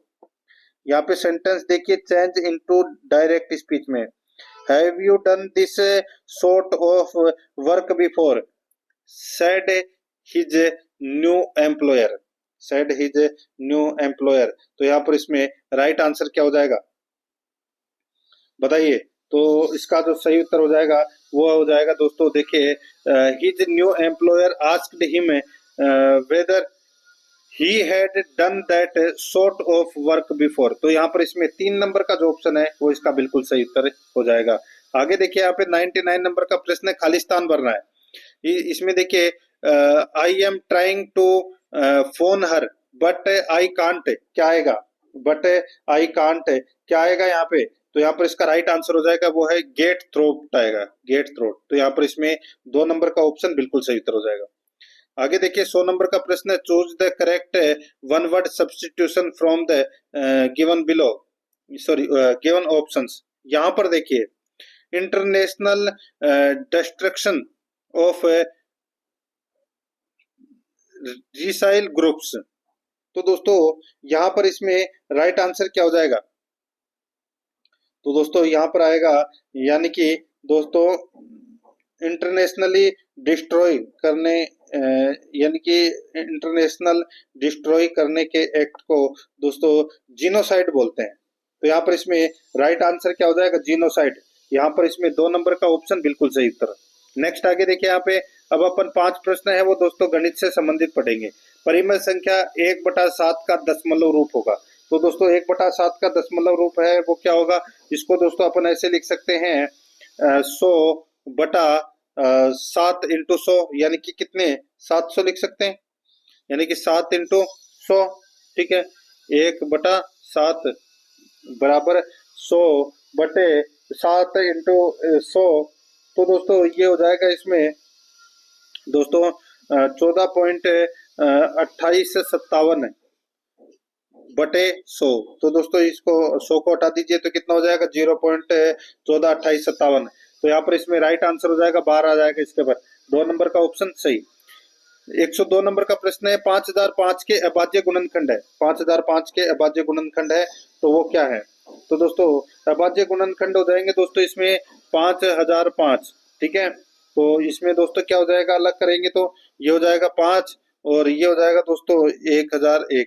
ठीक है, तो 5000 हो गया। अब दोस्तों यहाँ पर देखिए ये हो जाएगा इसमें 7 और ये हो जाएगा दोस्तों 143। 143 को 7 से मल्टीप्लाई करोगे तो कितना आ जाएगा? 1001 आ जाएगा।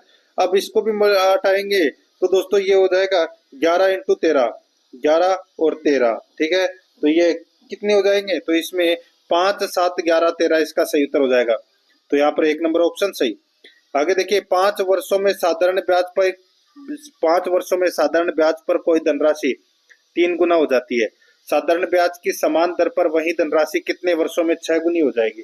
तो कितने वर्षों में 6 गुनी हो जाएगी, तो दोस्तों सीधा सा हो जाएगा यहाँ पे n-1 बटे दोस्तों T1, ठीक है, और n2 -1 बटे दोस्तों T2। बस ये सूत्र है। तो यहाँ पर दोस्तों 3-1/5 बराबर दोस्तों 6-1 बटे T2, ठीक है। तो कितना आ जाएगा, तो दोस्तों 3-1 कितना बचा, 2, और ये बचा दोस्तों 5, ठीक है।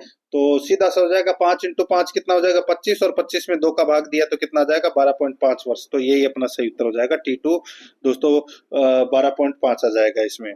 आगे देखिए, यहाँ पे संलग्न चित्र में कोण ए का मान है। तो कोण ए का मान है वो क्या हो जाएगा, तो दोस्तों यहाँ पर देख सकते हैं वो ए बी सी ये दे रखा दोस्तों, ये डायग्राम में आप देख सकते हैं यहाँ पे। तो यहाँ पर ए का मान होगा दोस्तों इसमें कितना, तो इसमें 36 डिग्री होगा दोस्तों। यहाँ पर इसमें सही उत्तर क्या हो जाएगा, 2 नंबर का जो ऑप्शन है वो इसका बिल्कुल सही उत्तर इसमें हो जाएगा, ठीक है।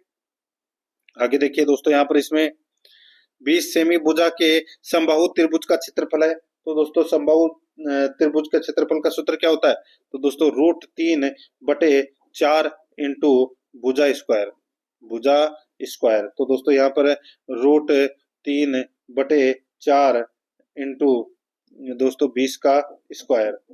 तो दोस्तों कितना हो जाएगा, √3/4 इंटू 400, तो कितना हो जाएगा, तो दोस्तों 100√3 सेंटीमीटर स्क्वायर। तो यहाँ पर इसमें 2 नंबर का ऑप्शन बिल्कुल सही। 106 नंबर का प्रश्न है। अब देखिए 5 प्रश्न अपन सामान्य विज्ञान से संबंधित पढ़ रहे हैं। निम्नलिखित में से कौन सा भौतिक परिवर्तन है। भौतिक परिवर्तन दोस्तों इसमें क्या है, तो क्रिस्टलीकरण है वो भौतिक परिवर्तन है। 3 नंबर ऑप्शन सही। आगे देखिए, रॉकेट और जेट प्लेन की उड़ान किसके सिद्धांत का व्यवहारिक अनुप्रयोग है। तो दोस्तों इसका सही उत्तर हो जाएगा वो है रेखीय गति का संरक्षण। यहाँ पर 3 नंबर ऑप्शन बिल्कुल सही। आगे देखिए, समतल दर्पण पर जब एक प्रकाश की किरण लंबवत आपतित होती है तो परावर्तन कोण का मान होगा। तो परावर्तन कोण का मान होगा तो वो होगा दोस्तों 0 डिग्री। यहाँ पर 1 नंबर का ऑप्शन सही, 0 डिग्री। आगे देखिए, एक मनुष्य में के दौरान वायु फेफड़ों में जाती है। एक मनुष्य के दौरान वायु फेफड़ों में जाती है, इसका राइट आंसर हो जाएगा वो है इसमें अंतःश्वसन, अंतःश्वसन, ठीक है। राइट आंसर हो जाएगा 2 नंबर ऑप्शन सही। आगे देखिए, वे पौधे जिनकी संतति प्राप्त करने के लिए संकरण कराया जाता है कहलाते हैं। तो वो क्या कहलाते हैं, तो वे कहलाते हैं दोस्तों संकर। यहाँ पर इसमें 2 नंबर ऑप्शन सही। अब दोस्तों यहाँ पे अपन 5 प्रश्न है वो सामाजिक अध्ययन से संबंधित पढ़ेंगे। देखिए, मुगल शासक बाबर द्वारा लिखित पुस्तकें किस भाषा में, तो कौन सी भाषा में है, तो दोस्तों ये तुर्की भाषा में है। 4 नंबर ऑप्शन सही। आगे देखिए, किस महाद्वीप में एटलस पर्वत स्थित है, तो एटलस पर्वत दोस्तों ये अफ्रीका महाद्वीप में है। 2 नंबर ऑप्शन सही। नेक्स्ट है, निम्नलिखित में से कौन सा भारत का बायोस्फीयर रिजर्व नहीं है। तो बायोस्फीयर रिजर्व दोस्तों कौन सा नहीं है, तो फूलों की घाटी चमोली ये नहीं है दोस्तों। बाकी पचमढ़ी, कच्छ और पन्ना है। 4 नंबर का ऑप्शन बिल्कुल सही। 114 नंबर का प्रश्न है, भारतीय संविधान का कौन सा अनुच्छेद राज्य के नीति निर्देशक सिद्धांतों के अंतर्गत काम करने का अधिकार प्रदान करता है, तो वो करता है दोस्तों अनुच्छेद 41। यहाँ पर 2 नंबर का ऑप्शन बिल्कुल सही उत्तर हो जाएगा। 115 नंबर का प्रश्न है, निम्न में से कौन सा या कौन से प्रावधान 73वें संविधान संशोधन अधिनियम 1992 में शामिल नहीं था। निम्न में से कौन सा या कौन से प्रावधान 73वें संविधान संशोधन अधिनियम 1992 में शामिल नहीं था, बताइए दोस्तों। इसमें देखिए अपने को कूट भाषा में उत्तर देना है। क्या करना है दोस्तों, कूट भाषा में उत्तर देना है। इसमें देखिए, पहला जिला आयोजना समिति का गठन करना, जिला आयोजना समिति का क्या करना, गठन करना, ठीक है। ये दोस्तों 73वें संविधान संशोधन में शामिल नहीं था। 73वें संविधान संशोधन में शामिल नहीं था। राज्य चुनाव आयोग का गठन करना था। पंचायतों की वित्तीय स्थिति की समीक्षा करने के लिए वित्त आयोग नियुक्त करना था। तो ये दोनों थे। तो यहाँ पर इसमें राइट आंसर हो जाएगा दोस्तों केवल 2 और 3 इसमें सत्य है। 3 नंबर ऑप्शन सही। अब अपन दोस्तों भाग 4 में शैक्षणिक रीति विज्ञान से संबंधित 20 प्रश्न है वो पढ़ेंगे। भाग 4 में दोस्तों शैक्षणिक रीति विज्ञान से संबंधित 20 प्रश्न पढ़ेंगे, जिसमें हिंदी के 4 प्रश्न होंगे, इंग्लिश के 4 प्रश्न होंगे, गणित के 4 प्रश्न होंगे, सामान्य विज्ञान के 4 प्रश्न होंगे और सामाजिक अध्ययन से संबंधित 4 प्रश्न होंगे। ये टोटल अपने 20 प्रश्न होंगे। दोस्तों आराध्या रेस एकेडमी के यूट्यूब चैनल को सब्सक्राइब नहीं किया तो सब्सक्राइब जरूर कर लें, बेल आइकन को दबाएं ताकि नोटिफिकेशन है वो आप सभी के पास में निरंतर पहुंचता रहे। क्लास को लाइक नहीं किया तो दोस्तों क्लास को लाइक जरूर करें और अपने दोस्तों के पास में शेयर जरूर करना है। यहाँ पर आप देख रहे हैं दोस्तों 116 नंबर का प्रश्न है। देखिए, किस विधि में शिक्षार्थी की प्रथम भाषा शिक्षण में केंद्रीय भूमिका निभाती है? शिक्षण में केंद्रीय भूमिका निभाती है। इसका सही उत्तर हो जाएगा वो है दोस्तों व्याकरण अनुवाद विधि। 2 नंबर का ऑप्शन बिल्कुल सही, व्याकरण अनुवाद विधि। 117 नंबर का प्रश्न है, मातृभाषा शिक्षण की सर्वाधिक प्रचलित एवं संगत विधि है तो वो कौन सी है? तो वो है दोस्तों इसमें अनुकरण विधि। 2 नंबर का जो ऑप्शन है वो इसका बिल्कुल सही उत्तर हो जाएगा, अनुकरण विधि। 118 नंबर का प्रश्न है, इसमें देखिए निम्न में से रचना शिक्षण की विधि नहीं है। रचना शिक्षण की विधि नहीं है तो यहाँ पर इसका राइट आंसर हो जाएगा भाषा संसर्ग विधि। 4 नंबर का जो ऑप्शन है वो इसका बिल्कुल सही उत्तर हो जाएगा, संसर्ग विधि। आगे देखिए यहाँ पे प्रत्यक्ष विधि का अर्थ होता है, बताइए प्रत्यक्ष विधि का अर्थ क्या होता है? तो प्रत्यक्ष विधि का अर्थ होता है दोस्तों वस्तुओं को प्रत्यक्ष रूप से दिखाना या दिखाना, क्रियाओं को करके दिखाना, वस्तुओं व जानवरों इत्यादि के चित्र व मॉडल दिखाना। राइट आंसर हो जाएगा उपरोक्त सभी। 4 नंबर का ऑप्शन बिल्कुल सही उत्तर इसमें हो जाएगा। ये 4 प्रश्न अपन ने दोस्तों देखिए पढ़ लिए हैं, ठीक है। अब अपन ये जो 4 प्रश्न अगले ये दोस्तों इंग्लिश से संबंधित पढ़ेंगे, ठीक है। देखिए 120 नंबर का प्रश्न है, arousing expectancy and incentive are the techniques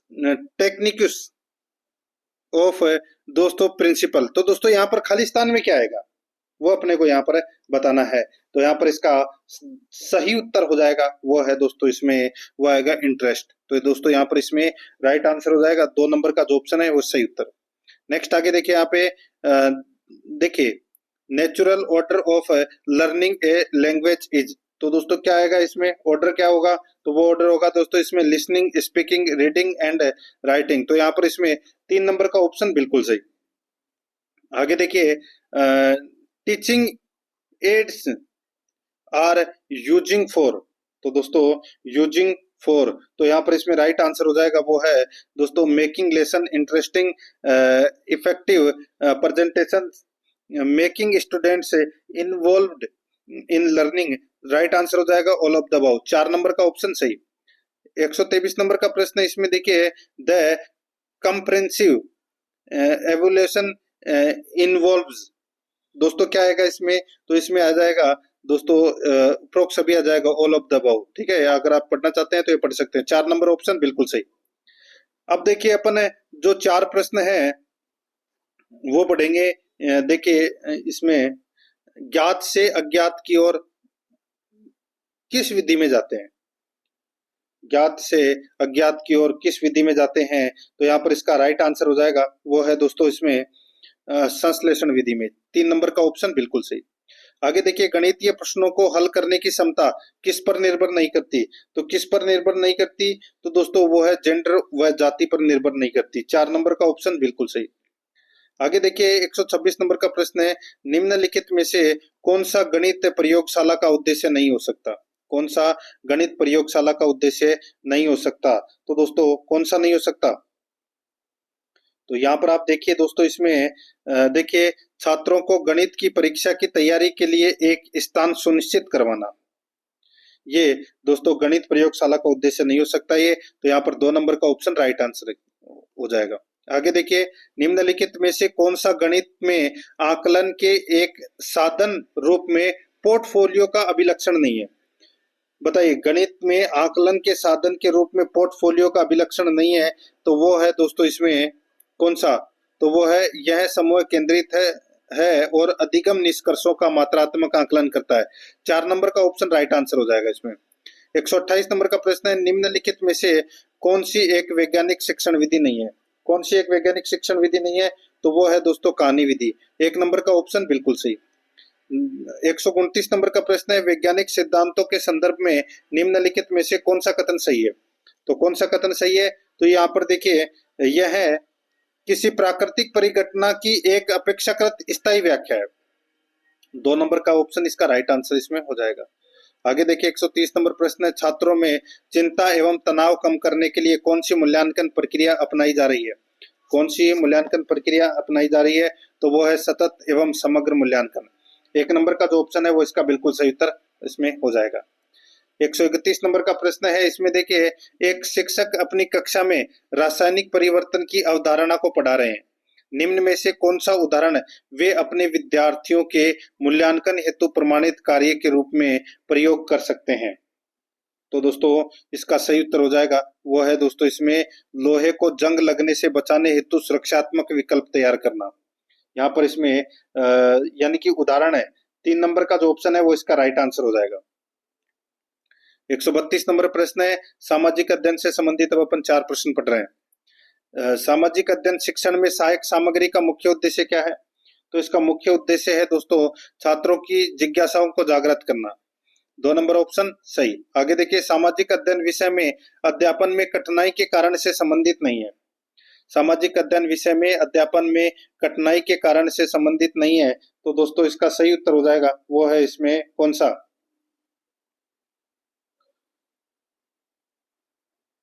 तो वो है दोस्तों इसमें सेमिनार या परिचर्चा होना। सेमिनार या परिचर्चा होना। तो यहाँ पर इसमें सही उत्तर हो जाएगा 3 नंबर का जो ऑप्शन है वो इसका बिल्कुल सही। नेक्स्ट आगे देखिए दोस्तों, यहाँ पर इसमें 134 नंबर का प्रश्न है, गुणात्मक मूल्यांकन तकनीक में प्रयुक्त उपकरण कौन कौन से हैं? तो कौन कौन से हैं? तो वो है दोस्तों जांच सूची, अवलोकन, समाज मिति, उपरोक्त सभी। तो यहाँ पर उपरोक्त सभी 4 नंबर ऑप्शन बिल्कुल सही। आगे देखिए, सामाजिक अध्ययन शिक्षण में उपचारात्मक शिक्षण का कौन सा उपाय उपयुक्त है? सामाजिक अध्ययन शिक्षण में उपचारात्मक शिक्षण का कौन सा उपाय उपयुक्त है? तो यहाँ पर इसमें राइट आंसर क्या हो जाएगा? तो वो है दोस्तों चार्ट, मानचित्र और मॉड्यूल का प्रयोग करना। यहाँ पर 3 नंबर का जो ऑप्शन है वो इसका बिल्कुल सही उत्तर इसमें हो जाएगा। नेक्स्ट आगे देखिए, अब अपन भाग 5 में दोस्तों, भाग 5 में दोस्तों शैक्षिक मनोविज्ञान से संबंधित 10 प्रश्न है वो पढ़ेंगे बिल्कुल सिलेबस के अकॉर्डिंग। यहाँ पर देखिए 36 नंबर का प्रश्न है, 136 नंबर का, एक कक्षा में शिक्षण अधिगम प्रक्रिया में प्रत्यक्ष रूप से किनके मध्य अंतःक्रिया होती है? तो यह अंतःक्रिया होती है दोस्तों शिक्षक व छात्रों के मध्य। 1 नंबर का ऑप्शन बिल्कुल सही।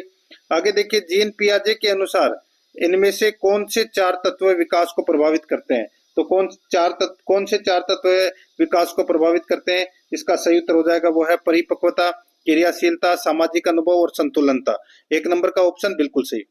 आगे देखिए, वातावरण वह बाहरी शक्ति है जो हमें प्रभावित करती है। किसने कहा था? ये कहा था दोस्तों किसने?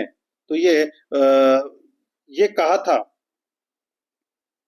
दोस्तों, ये कहा था दोस्तों रोस्ट ने। किसने कहा था? रोस्ट ने कहा था। राइट आंसर हो जाएगा यहाँ पे 2 नंबर ऑप्शन सही। आगे देखिए,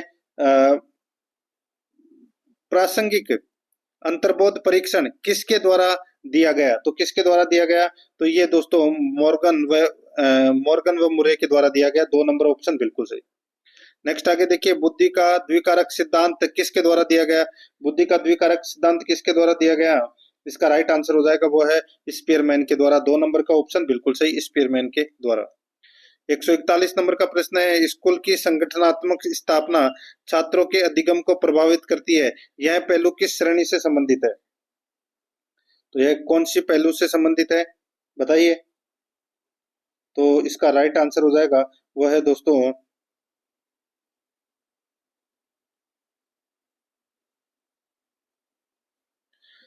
स्कूल की संगठनात्मक स्थापना छात्रों के अधिगम को प्रभावित करती है। यह पहलू किस श्रेणी से संबंधित है? तो दोस्तों यह पहलू है वो कौन सी यानी कि किस श्रेणी से संबंधित है, तो ये संबंधित है दोस्तों सामाजिक कारक से। 3 नंबर का जो ऑप्शन है वो इसका बिल्कुल सही उत्तर हो जाएगा। आगे देखिए, अधिगम कोई अनोखी क्रिया नहीं है, बल्कि यह वातावरण का ही एक संगठन है। यह किसने कहा? तो ये किसने कहा? तो दोस्तों ये कट लेविन ने कहा। 1 नंबर ऑप्शन बिल्कुल सही, कट लेविन ने। आगे देखिए, डिसलेक्सिया संबंधित है। डिसलेक्सिया संबंधित है तो ये संबंधित है दोस्तों पठन विकार से। 2 नंबर ऑप्शन बिल्कुल सही, पठन विकार से। आगे देखिए, उपलब्धि अभिप्रेरणा का सिद्धांत किसके द्वारा दिया गया? तो ये किसके द्वारा दिया गया? तो दोस्तों ये मैक्लेलैंड के द्वारा दिया गया। 2 नंबर का ऑप्शन बिल्कुल सही। नेक्स्ट आगे देखिए, अधिगम असमता में गणितीय विकार का नाम है। तो गणितीय विकार का नाम है तो वो है दोस्तों डिस्प्रेक्सिया, डिसलेक्सिया और डिस्फेजिया। राइट आंसर हो जाएगा उपरोक्त में से कोई नहीं। ठीक है, तो यहाँ पर इसमें सही उत्तर हो जाएगा 4 नंबर का जो ऑप्शन है वो इसका बिल्कुल सही उत्तर इसमें हो जाएगा। ये आपको इसमें याद रखना है। और ये डिसलेक्सिया, डिसग्राफिया, डिसकैलुलिया ये होती है दोस्तों इसमें। यहाँ पे डिस्प्रेक्सिया ये नहीं है, तो ये गलत हो जाएगा। तो ये इसमें राइट आंसर 4 नंबर ऑप्शन हो जाएगा। अब देखिए, भाग 6 में सूचना तकनीकी से संबंधित 5 प्रश्न है वो पढ़ रहे हैं। यहाँ पर देखिए, सूचना एवं संप्रेषण तकनीकी के मुख्य कार्य कौन से हैं? तो इसके मुख्य कार्य हो जाएगा दोस्तों सूचना का संग्रहण करना, सूचनाओं का संप्रेषण या हस्तांतरण करना, सूचनाओं का पुनरुत्पादन करना। तो यहाँ पर इसका राइट आंसर 4 नंबर ऑप्शन हो जाएगा उपरोक्त सभी। आगे देखिए, निम्न में से किस मेमोरी इकाई की भंडारण क्षमता सबसे कम है?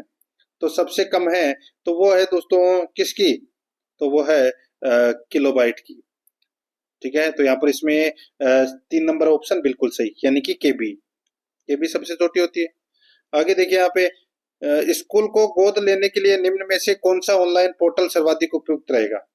तो वो है दोस्तों इसमें ज्ञान संकल्प पोर्टल। 3 नंबर का जो ऑप्शन है वो इसका बिल्कुल सही उत्तर हो जाएगा, ज्ञान संकल्प पोर्टल। नेक्स्ट आगे देखिए, भारत में बैंकिंग सिस्टम में एनईएफटी का क्या अर्थ है? बैंकिंग सिस्टम में एनईएफटी का क्या अर्थ है? तो दोस्तों इसका अर्थ हो जाएगा national electronic fund transfer. 2 number का जो ऑप्शन है वो इसका बिल्कुल सही उत्तर हो जाएगा।